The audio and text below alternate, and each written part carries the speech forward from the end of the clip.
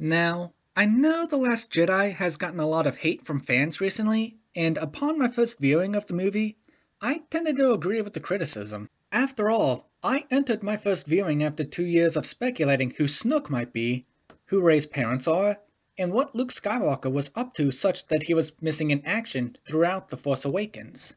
However, this past Friday, I entered the movie a second time knowing what to expect, and thus I likely had a more open mind the second time around, and looked for ways to give this movie the benefit of the doubt. Regarding Rey's parentage, I actually don't mind the answer we ultimately got, namely that her parents were junkers who sold her off for money as opposed to someone famous like Luke Skywalker. This indicates that anyone can become great regardless of their background. For J.J. Abrams to retcon that in Episode 9 would be to declare that you have to be born into greatness in order to achieve greatness, which would be a slap in the face to millions of people who see opportunities to make their lives better slipping away. Regarding the movie's handling of Luke Skywalker, I agree that it could have been better, especially at the beginning. For one thing, why would the hero who helped Vader turn back into Anakin basically give up and hope to die on Act 2? I suppose the backstory provided that he basically almost killed Ben Solo would make sense. After all, if I had almost killed a nephew of mine in his sleep, I would be terrified of my sister finding out about it. But now the burden is on Disney to explain why Luke almost killed Ben in his sleep. Perhaps in a comic book because I don't really see them making an anthology film devoted to that event. But the handling of Luke's character in the end does make sense to me.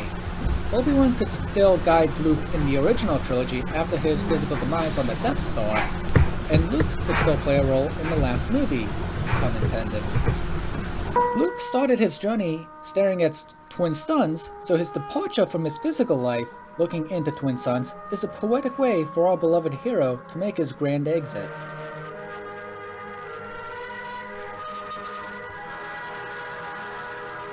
The final issue of this movie is the seemingly premature demise of Supreme Leader Snoke, an event we all expected towards the end of Episode 9, not mostly midway through Episode 8.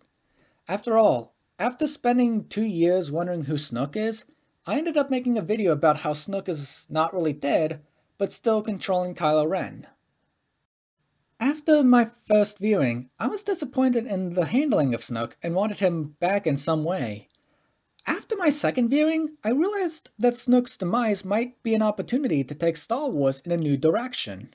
Kylo Ren was described as a new Darth Vader.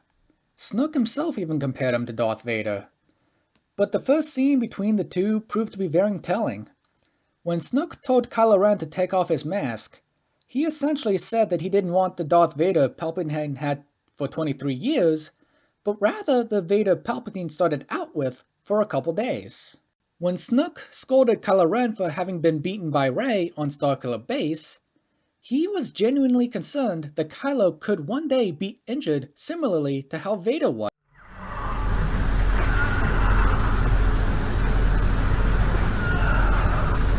Yes, I am genuinely suggesting that Kylo Ren is Disney's way of exploring what Darth Vader might have been like had he not been beaten by Obi-Wan on Mustafar. For one thing, I know I'm not the only one to speculate what might have happened had Vader never been crippled and confined to that iconic suit. We know that Vader wanted to overthrow Palpatine and rule the galaxy.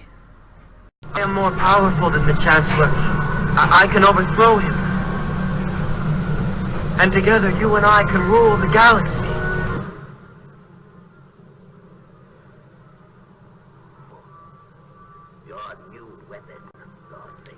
And while I doubt he would have killed Palpatine immediately after beating Obi-Wan, as the Revenge of the Sith video game implied, I am confident that he would have eventually done so. No, the galaxy belongs to me.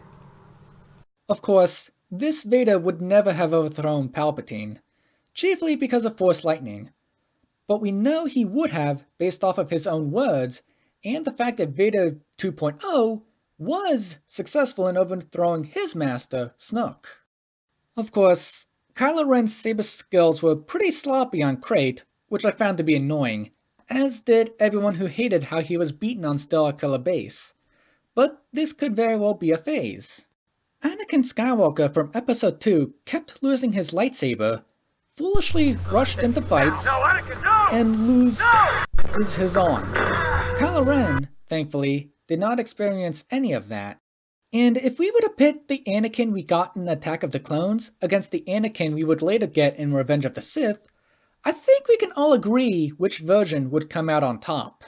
I'm fairly confident that whatever Kylo Ren we get in Episode 9 would be superior to the Kylo Ren of The Last Jedi, because Kylo Ren is going to have a few years to evolve and hone his power.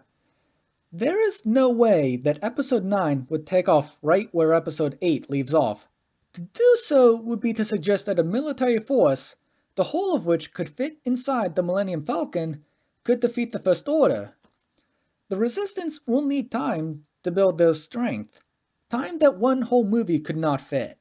Do you think that Kylo Ren could very well become the Darth Vader that never burned on Mustafar? Or could Episode 9 subvert my expectations the way Episode 8 did? Let me know your thoughts in the comments section down below. On a side note, I have had a pretty busy fall semester and thus haven't been able to upload videos. However, since my Raylo video went up, my subscriber count jumped from 2 to 10. To me, this suggests that I should start uploading videos more frequently than I have done so previously. While I won't be able to upload videos every day, I still have a college semester to go through and I'd run out of ideas pretty quickly, I do hope to upload one every 2 weeks. They won't all be Star Wars. I'm also invested in the Harry Potter franchise, and I hope to even have a couple Hunger Games related videos thrown in there, and whatever else comes to my mind. I also have other channels on YouTube, one of which is called Programming Dunce. Like Media Dunce, Programming Dunce has been pretty dormant these past few months, and I hope to change that this semester as well. If you are into computer programming or software development, I highly recommend checking Programming Dunce out as well.